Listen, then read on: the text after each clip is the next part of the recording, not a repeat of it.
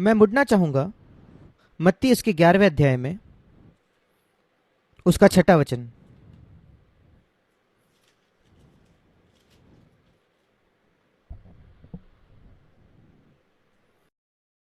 यीशु यहां कहता है एक आशीषित व्यक्ति के बारे में, धन्य व्यक्ति के बारे में। मत्ती 5 में कई बार लिखा है कि धन्य है वे जो पहाड़ी उपदेश में, धन्य है वे जो आत्मा में दीन है, जो धर्म के भूखे और प्यासे हैं, और ऐसी कई बातें। यहां लिखा है धन्य है वो जो मेरे कारण ठोकर न खाए या बुरा न माने, जो मेरे वजह से बुरा नहीं मानता। बुरा मान जाता है क्योंकि, क्यों, क्या कारण है? क्योंकि कभी कभी क्योंकि हम अपेक्षा करते थे कि प्रभु हमारे लिए कुछ करेगा और उसने वो नहीं किया। ये एक मुख्य कारण है क्यों कई विश्वासी बुरा मानते हैं। उन्होंने किस बारे में प्रार्थना की थी और बाइबल में उनको वायदे भी थे, उन्हें लगता है कि उन्होंने शर्त पूरी की है और उत्तर नहीं आता कई लंबे समय तक। कोई बीमारी चंगी नहीं होती, कोई समस्या सुलझ नहीं जाती, और फिर संभव है कि आप परमेश्वर की वजह से बुरा मान जाते हो। परमेश्वर से इस वचन के बारे में सोचे, धन्य है वो जो कभी भी मेरे कारण बुरा नहीं मानता, मेरे से किसी भी परिस्थिति में। और मैं आप में से किसी को अपराधी नहीं महसूस कराना चाहता, पर अपने आप से प्रश्न कीजिए, अपने आप से यह प्रश्न कीजिए, क्या आप कभी परमेश्वर की वजह से बुरा मान गए हो या नाराज हो गए कि प्रभु ने ऐसा कुछ नहीं किया जो आप चाहते थे वो करे? आपने अपेक्षा की थी कि प्रभु एक तरीके से काम करेगा, उसने नहीं किया। आपने प्रार्थना किया, आपको लगा सारी शर्तें आपने पूरी की है और कोई उत्तर नहीं मिला। आप लंबे समय तक इंतजार करते रहे और चीजें बुरे से बदतर होते गई और फिर आप नाराज हो गए। मेरे साथ निकालिए मत्ती 13। यहां लिखा है अलग अलग प्रकार के जमीन, परमेश्वर का वचन जिसमें बोया जाता है। हमारे लिए अच्छा है कि हम इस वचन पर मनन करें। बीज बोने वाले का दृष्टांत मत्ती 13:18 वचन से आगे। और अपने आप से प्रश्न करें कि क्या हम किसी इनमें से किसी श्रेणी में आते हैं क्या? मैं एक विशेषकर एक विषय में बारे में सोच रहा हूं। 20 वचन जिस पर बीज गिरी पथरीली भूमि पर जहां बोया गया, वो वचन सुनता है और तुरंत आनंद के साथ मान लेता है। मैं निश्चित हूं हम में से सब पीछे मुड़कर देख सकते हैं ऐसे समय, शायद पहले बार जब हमने परमेश्वर का वचन सुना और कभी कभी हम उससे जकड़ गए, और जो अद्भुत आनंद हमने पाया, एक क्षण जब विश्वास हमारे हृदय में आ गया, हम पवित्र आत्मा से भर गए, कोई अद्भुत अनुभव या कोई अद्भुत प्रार्थना का उत्तर हमें मिला और हमने परमेश्वर के वचन को आनंद से मान लिया। पर क्योंकि हमने उसको अनुमति नहीं दी, उस वचन को, कि वो हमारे अंदर जड़ पकड़े, जब कोई पीड़ा आ गई या क्लेश या उपद्रव आया तो तुरंत, वहां लिखा है, यहां लिखा है ठोकर खाता है। बाइबल इंग्लिश के मार्जिन में लिखा है कि वो नाराज हो जाता है, बुरा मानता है, कभी कभी वे गिर जाते हैं। और यह दूसरा कारण है क्यों हम नाराज हो जाते हैं, बुरा मानते हैं, क्योंकि मैंने अपेक्षा नहीं की थी कि मसीह जीवन ऐसा होगा।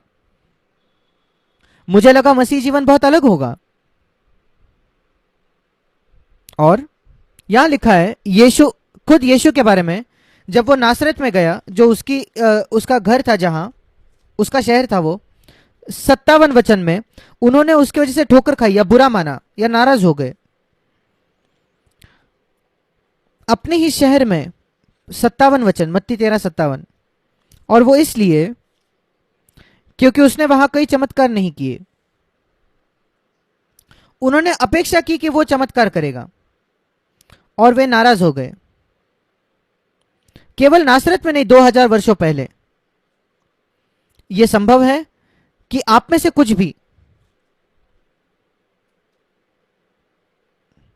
शायद आप बुरा मान गए, नाराज हो गए, आपने दिखाया नहीं, बताया नहीं, क्योंकि आप जानते हो कि ऐसा कुछ कहना सही नहीं है, पर आप चाहते थे कि प्रभु कुछ करे किसी ना किसी प्रकार से, और उसने नहीं किया।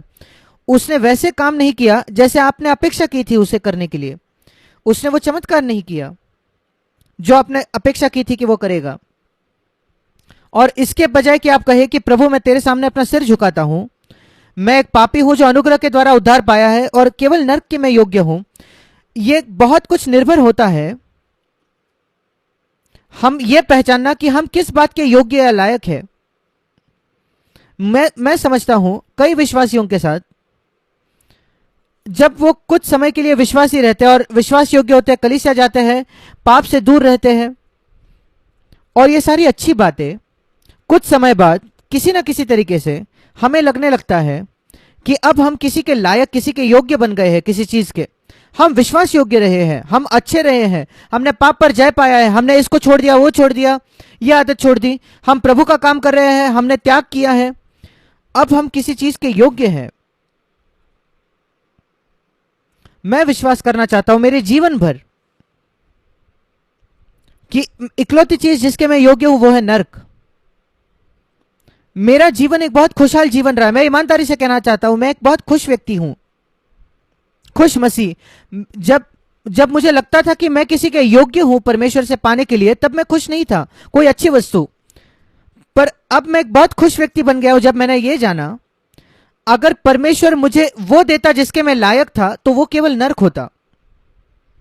मैं नहीं जानता आप में से सब लोग इस पर विश्वास करते हो या नहीं। मैं जानता हूं कि शुरुआत में आप विश्वास करते थे जब आपका नया जन्म हुआ था, पर कुछ वर्षों बाद विश्वास योग्यता के, क्या आप अब भी उस पर विश्वास करते हो? मैं अब भी विश्वास करता हूं, इसलिए मेरा जीवन बहुत खुश है। मेरे एक भी शिकायत नहीं है परमेश्वर के खिलाफ, कोई भी प्रार्थना जिसका उत्तर नहीं मिला, या कुछ वैसे नहीं हुआ जो मैं चाहता था जैसे होगा। मेरे पास कोई शिकायत नहीं है किसी ने मुझसे कैसा बर्ताव किया। मैंने नहीं कहा कि परमेश्वर ने उससे क्यों ऐसा बर्ताव नहीं किया जब वो मुझे धोखा दे रहा था या मेरे खिलाफ ये कर रहा था और मैं विश्वास योग्य था। नहीं नहीं, मैं बिल्कुल निराश नहीं हूं। मैं आपको ले जाना चाहता हूं एक ऐसे जीवन में जहां आप कभी भी परमेश्वर की वजह से नाराज नहीं होगे, बुरा नहीं मानोगे, कभी निराश नहीं होगे। अपने पूरे मसीह जीवन में हर दिन एक ऐसा होगा जैसे लिखा है, अवर्णनीय आनंद और महिमा से भरपूर। क्या आप उस वचन को जानते हो? मैं आपको दिखाना चाहता हूं, यह एक अद्भुत वचन है। अगर आप नहीं जानते तो वो है पहला पत्रस और उसका पहला अध्याय। पहला पत्रस उसका पहला अध्याय,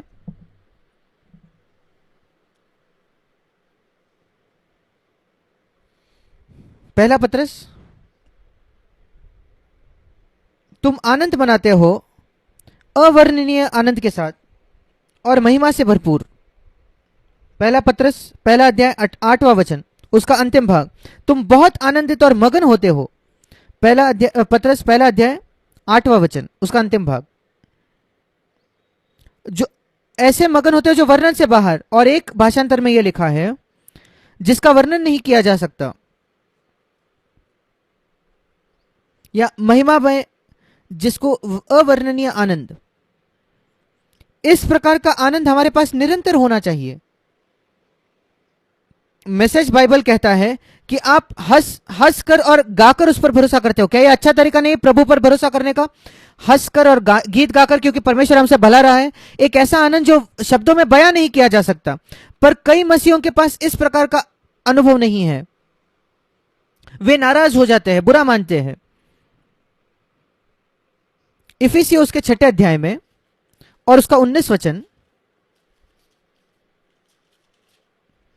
पौलुस वर्णन करता है सुसमाचार का इस प्रकार से। वो कहता है, मैं चाहता हूं कि आप मेरे लिए प्रार्थना करो जैसे मैं प्रचार करूं और जैसे मैं लोगों को समझाता हूं। इफिसियों 6:19, मेरे लिए भी प्रार्थना करें कि मेरे पास बोलने के समय ऐसा प्रबल वचन दिया जाए जब मैं बात करूं तब, कि मैं साहस के साथ क्या बताऊं लोगों को सुसमाचार का भेद। क्या आप विश्वास करते हो सुसमाचार के विषय में कोई भेद है, कोई रहस्य है, या आपको लगता है कि सुसमाचार बड़ा आसान है? कई मसीहियों ने सोचा है सुसमाचार बड़ी आसान बात है, आप एक पापी हो, यीशु आपके लिए मरा, उसको अपना उद्धारकर्ता स्वीकार करो और सब कुछ ठीक है। पर पौलुस एक इस्तेमाल करता है शब्द का, वो कहता है सुसमाचार का भेद, सुसमाचार का रहस्य। क्या आपने उसको देखा है, सुसमाचार का रहस्य? सुसमाचार अच्छी खबर है, पर उस अच्छी खबर के बारे में एक रहस्य है। यह नहीं कि इंग्लिश की अच्छी खबर है वो केवल, और वो इसलिए क्योंकि हम सोचते हैं कि परमेश्वर हमारे जैसा है, कि वो हमारे जैसा सोचता है, और परमेश्वर ने वैसे चीजों को करना चाहिए जैसे हम सोचते हैं कि कोई एक परमेश्वर ऐसा करता, जैसे परमेश्वर को से प्रेम करने वाला आशीष पाता। पर परमेश्वर ऐसा नहीं है। एक बार परमेश्वर ने किसी से कहा, तुम सोचते हो मैं तुम्हारे जैसा हूं, पर मैं नहीं हूं।